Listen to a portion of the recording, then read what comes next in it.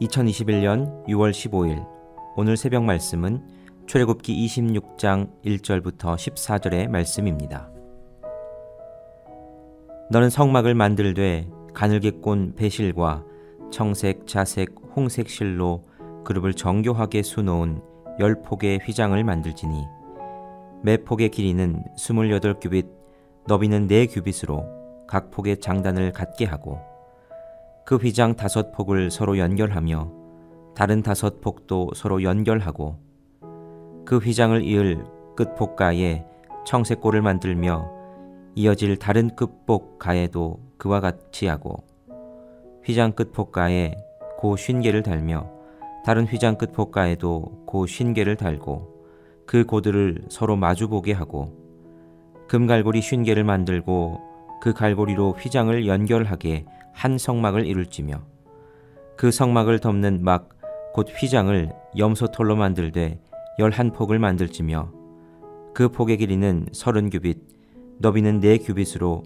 11폭의 길이를 같게 하고 그 휘장 5폭을 서로 연결하며 또 6폭을 서로 연결하고 그 6째 폭 절반은 성막 전면에 접어들이우고 휘장을 이을 끝폭가에 고 쉰개를 달며 다른 이을 끝폭가에도 고 쉰개를 달고 놋갈고리 쉰개를 만들고 그 갈고리로 그 고를 꿰어 연결하여 한 막이 되게 하고 그 막 곧 휘장의 그 나머지 반폭은 성막의 뒤에 늘어뜨리고 막 곧 휘장의 길이에 남은 것은 이쪽이 1규빗 저쪽이 1규빗씩 성막 좌우 양쪽에 덮어 늘어뜨리고 붉은 물들인 수장의 가죽으로 막의 덮개를 만들고 해달의 가죽으로 그 윗덮개를 만들지니라.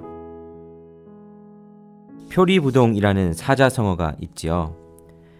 겉과 속이 다른 것을 두고 하는 말입니다. 비슷한 뜻을 가진 사자성어가 또 있는데 구밀복검이라는 사자성어입니다. 뜻은 입에는 꿀을 담고 배에는 칼을 지녔다라는 뜻입니다.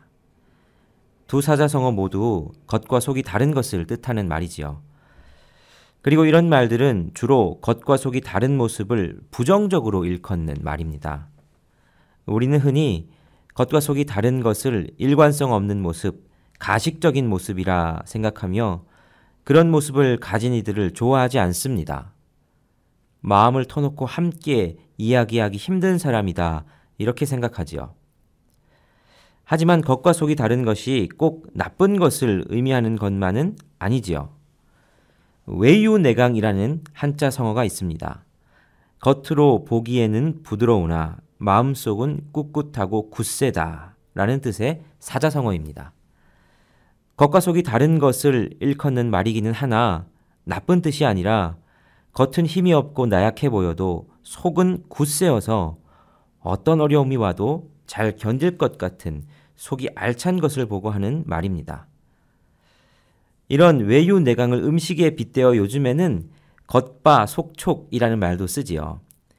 음식이 겉은 바삭하고 속은 촉촉하다. 이런 반전의 매력 또는 이중적인 매력을 둔 것을 말하는 말입니다. 이처럼 겉과 속이 다른 것은 나쁜 의미로 받아들일 때도 있지만 오히려 반전의 매력, 이중적인 매력, 이 모든 것들이 있음을 두고 하는 그런 좋은 의미의 말이 되기도 합니다. 우리가 다시 출애굽기로 돌아와서 보고 있는 성막이 바로 이 겉과 속이 다른 것의 대표적인 양식이다라고 할 수 있습니다. 성막의 또 다른 별명은 바로 황금의 집입니다. 왜냐하면 성막의 모든 기구들이 황금으로 만들어지거나 황금을 입혀 만들어진 것들이기 때문입니다. 그래서 성막 안에 들어가 본 사람들은 그 화려함에 입을 다물 수 없었을 겁니다. 온통 금으로 된 기구들과 또 금촛대가 밝히는 빛이 그 금들에 더해져서 그 화려함은 이루 말할 수 없이 아름다웠을 겁니다. 그런데 성막의 그 화려함은 오직 성막 안에 들어가 본 사람만이 알 수 있는 것이었습니다. 왜냐하면 성막의 그 화려함은 4겹의 덮개로 덮여 있었기 때문이었죠. 그래서 속은 그토록 화려한 성막이었지만 겉에서 보기에는 별로 볼품없는 대형 텐트처럼 생겼었습니다. 오늘 본문은 그러한 화려한 이 성소의 내부를 덮고 있는 덮개를 어떻게 만들고 또 어떻게 그 덮개로 성소를 덮을 것인지를 알려주시는 내용입니다. 먼저 그 내용을 한번 찬찬히 살펴보시죠. 성막은 4겹의 덮개로 덮여 있었습니다. 첫 번째 덮개는 가늘게 꼰 배실과 청색, 자색, 홍색 실로 이렇게 수를 놓아진 그런 천이었습니다. 이런 천을 10장을 만들어서 그것을 연결한 것이 첫째 덮개였죠. 그리고 이 천에는 천사들의 모습이 수놓아져 있었습니다. 이렇게 수놓아진 천사의 모습은 안쪽 성막의 지붕 역할을 했는데 성막 안의 화려함을 더해주는 역할을 했습니다. 두 번째 덮개는 염소털로 만든 것이었습니다. 염소털로 만든 휘장은 방습과 보온 효과가 뛰어나서 성막 안에 있는 기구들을 잘 보호하는 역할을 했지요. 세 번째 덮개는 붉게 물들인 수량의 가죽이었습니다. 그리고 네 번째로 그 수량의 가죽 위에는 해달의 가죽 또는 어떤 이들은 이게 해달이 아니라 돌고래의 가죽이다라고 말하는 이 바다짐승의 가죽으로 덮여 있었습니다. 이 두 덮개는 주로 성막을 외부의 강한 모래바람이나 내리쬐는 햇볕으로부터 보호하기 위한 기능, 더불어서 외부에서 안을 보지 못하도록 하는 기능을 가지고 있었습니다. 그렇다면 하나님은 왜 이렇게까지 자세히 설명하면서 이런 성막을 만들게 하셨을까요?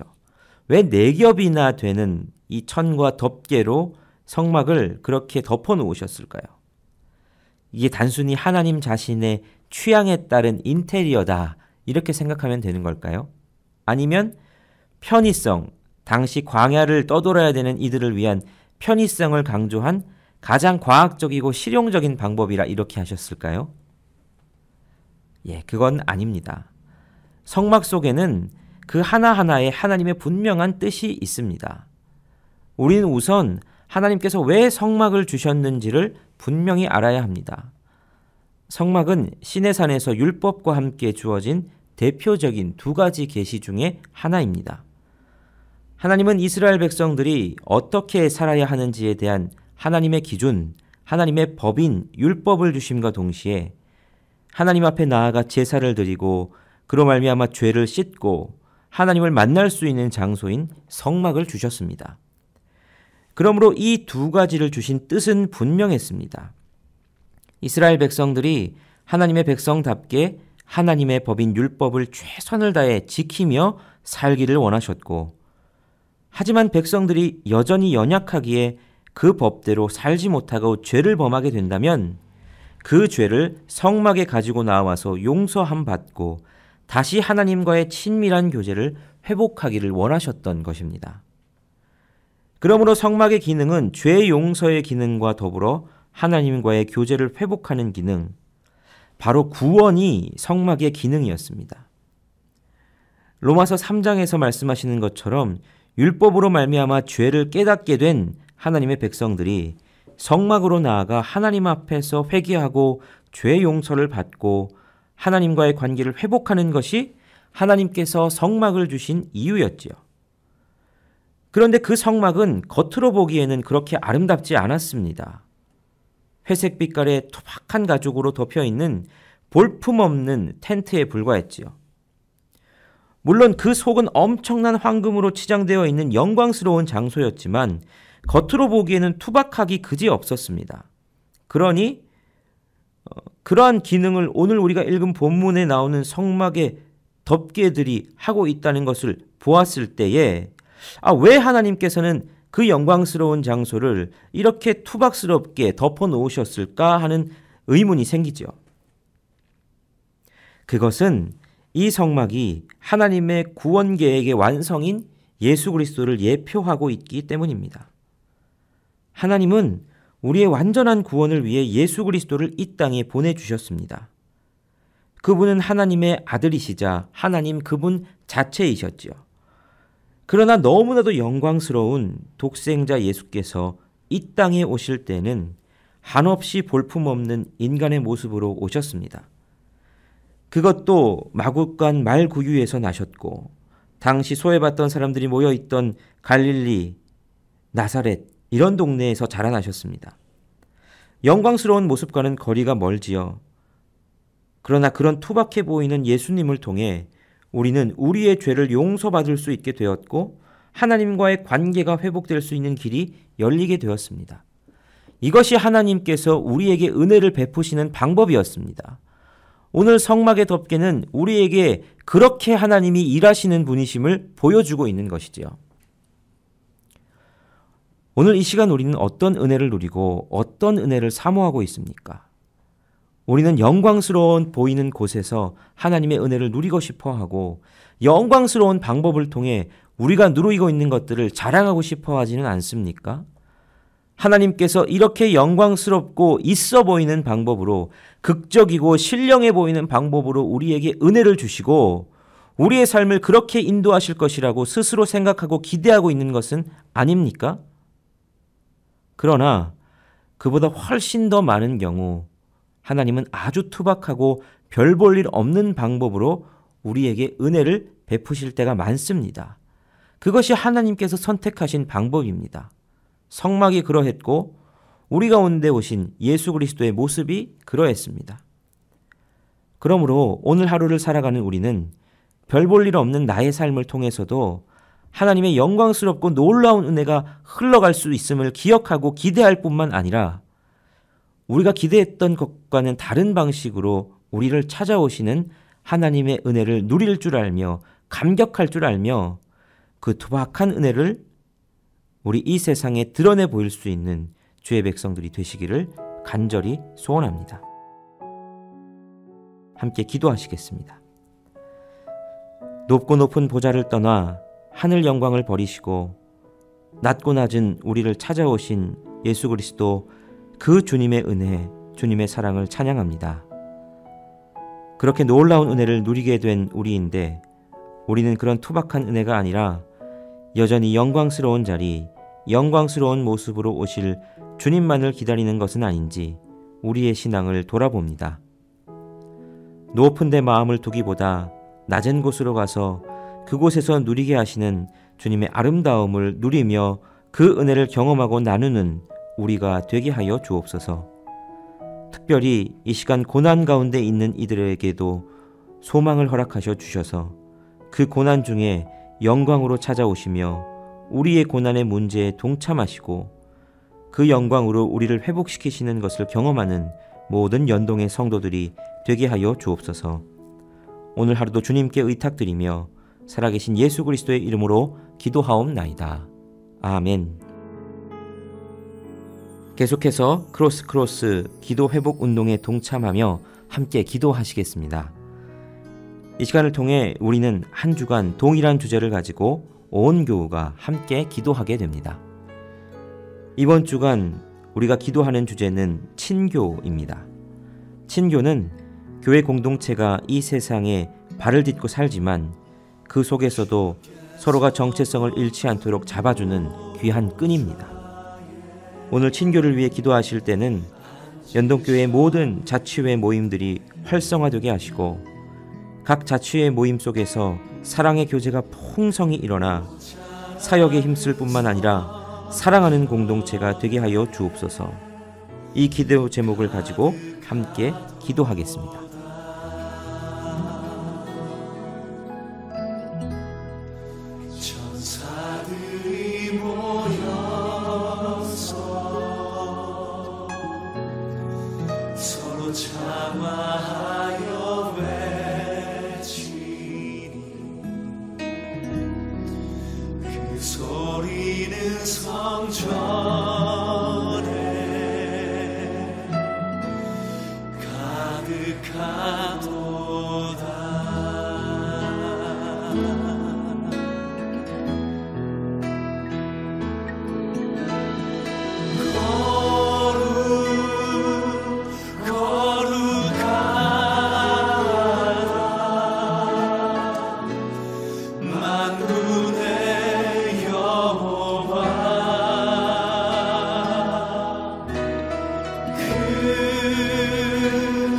영광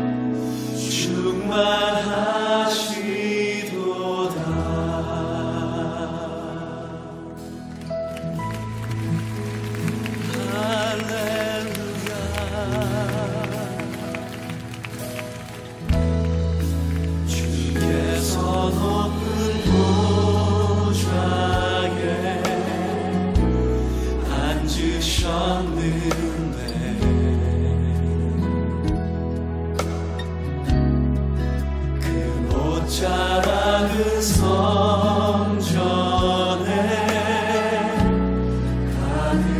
가득하도다. 천사들이 모여서 서로 장화하여 외치니 그 소리는 성전